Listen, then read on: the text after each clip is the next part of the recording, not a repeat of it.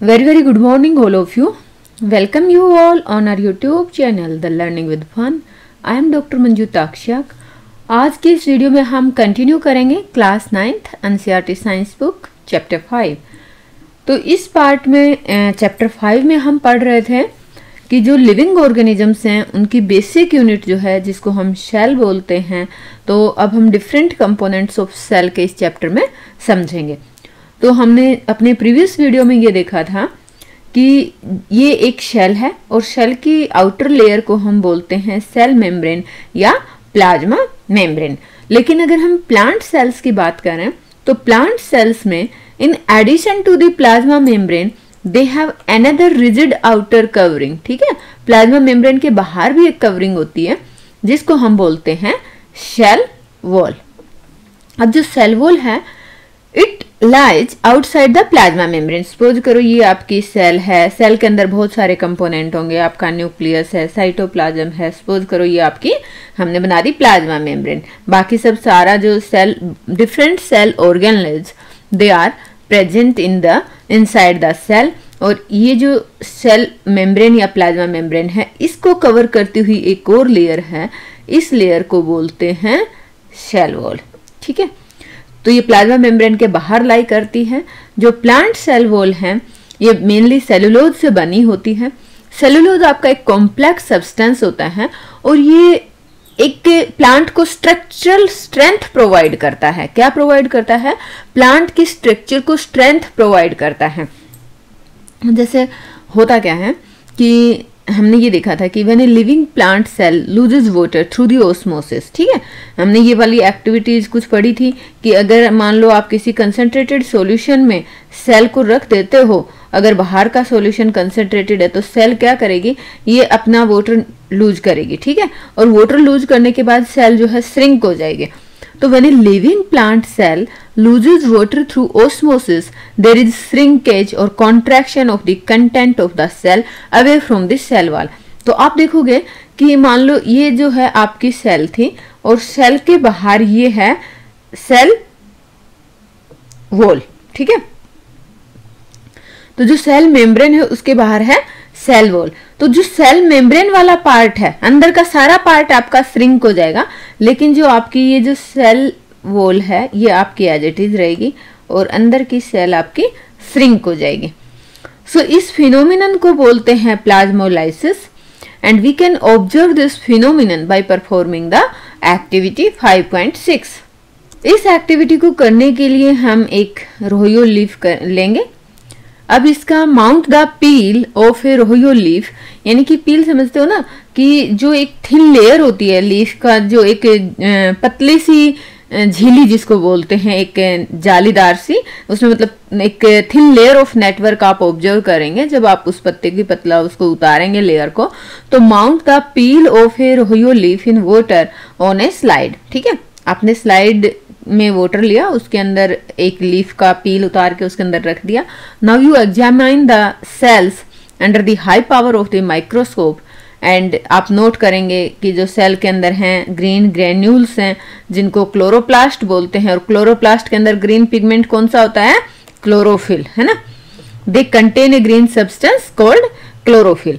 अब इस सेल को हम किसी स्ट्रॉन्ग कंसंट्रेटेड सॉल्यूशन में रखेंगे। कंसंट्रेटेड सॉल्यूशन आप शुगर का ले सकते हैं, सॉल्ट का ले सकते हैं, यानी कि थोड़े से पानी में आप ज्यादा नमक या चीनी घोल दें तो वो कंसंट्रेटेड सॉल्यूशन बन जाएगा। ठीक है, तो put a strong solution of sugar और salt on the mounted leaf on the slide. अब स्लाइड के ऊपर आप कंसंट्रेटेड सॉल्यूशन डालेंगे, उस कुछ टाइम के लिए वेट करें एंड ऑब्जर्व करें अंडर ए माइक्रोस्कोप कि व्हाट डू वी सी, आपने क्या देखा, है ना। आप ध्यान दें कि इसके पहले वाली एक्टिविटीज में हमने डिफ्यूजन ऑस्मोसिस प्रोसेस समझे थे।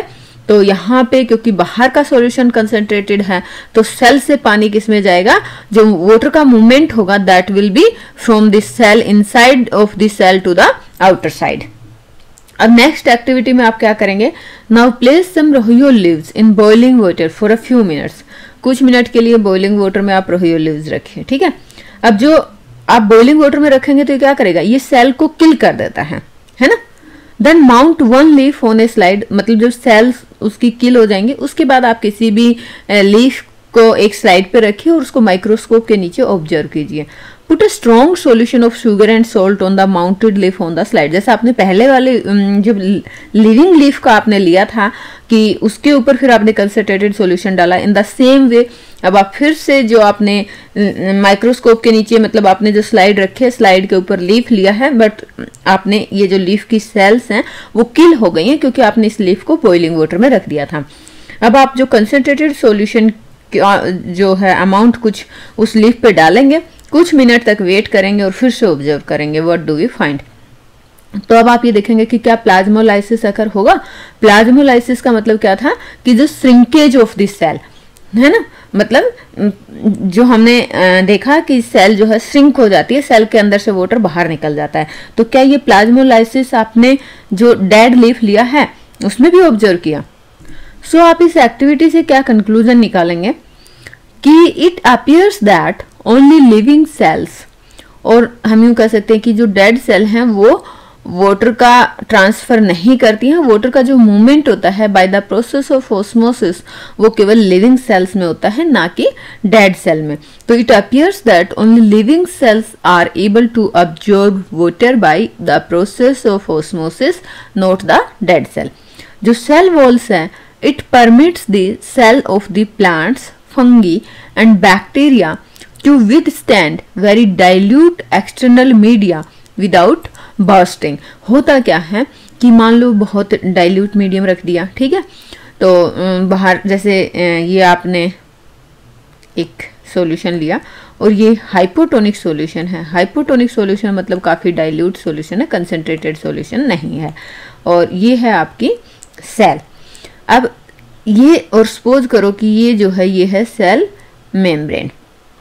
अब क्या होगा, क्योंकि बाहर जो है वाटर का कम कंसंट्रेटेड है और जो अंदर का सॉल्यूशन है वो ज़्यादा कंसंट्रेटेड है, तो वाटर का मूवमेंट कहाँ से कहाँ होगा, जो बाहर से सेल के इनसाइड होगा। अब सेल वाटर को ऑब्जर्व कर रही है तो सेल क्या होगी, सेल जो है स्वेलअप होगी। अब जब सेल स्वेलअप होगी तो ये जो आउटर शेल वॉल है यहाँ तक टच करेगी, ना कि सेल जो है फट जाएगी, क्योंकि वो उतना ही वाटर ऑब्जर्व करेगी। जो ये सेल वॉल है ये परमिट करती है प्लांट, फंगी, बैक्टीरिया की सेल को, ताकि वो डाइल्यूट सॉल्यूशन में भी अपने आप को मेंटेन रख सके विदाउट बर्स्टिंग, यानी कि बिना फटे। In such media the cells tends to take up water by the process of osmosis, and जो सेल है वो स्वेल्स अप होगी। अब सेल जब पूरा स्वेलअप हो जाएगी उसके बाद जो ये सेल वॉल है इसके अगेंस्ट प्रेशर पुट करेगी। अब सेल वॉल जो जितना मतलब जो हमारी सेल है वो सेल वॉल के ऊपर प्रेशर पुट कर रही है, तो the wall exert an equal pressure against the swollen cell. वो जो स्वोलन सेल है उसके ऊपर वॉल भी उतना ही प्रेशर, मैकेनिकल प्रेशर एक तरह से आप इसको मान सकते हैं, उतना ही पुट करेगी। So because of their wall such cells can withstand much greater change in the surrounding medium than the animal cell. क्योंकि एनिमल सेल्स में सेल वॉल नहीं होती है, तो जो प्लांट सेल्स हैं they can withstand much greater changes in their surrounding medium as compared to animal cell. तो यहाँ पे सेल वॉल क्या है, इसका क्या रोल है, ये हमने समझा। सो इस वीडियो में इतना ही। Thanks for watching the video. जय हिंद।